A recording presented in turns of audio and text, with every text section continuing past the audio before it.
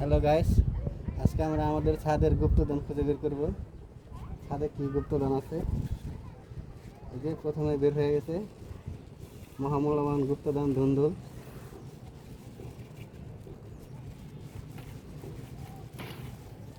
দেখেন কত বড় হয়েছে, একদম অনেক বড়।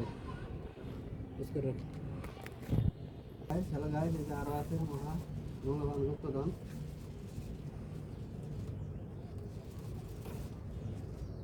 দেখেন নমস্কার, মহামূল্যবান গুপ্তধন।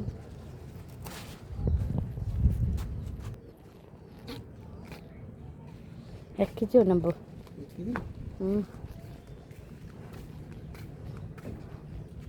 এবার আমি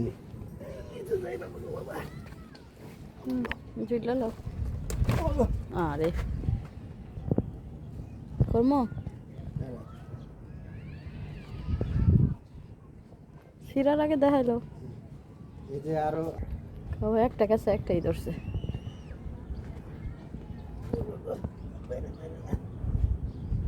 এক মিনিট। আরো আছে মহামূল্যবান,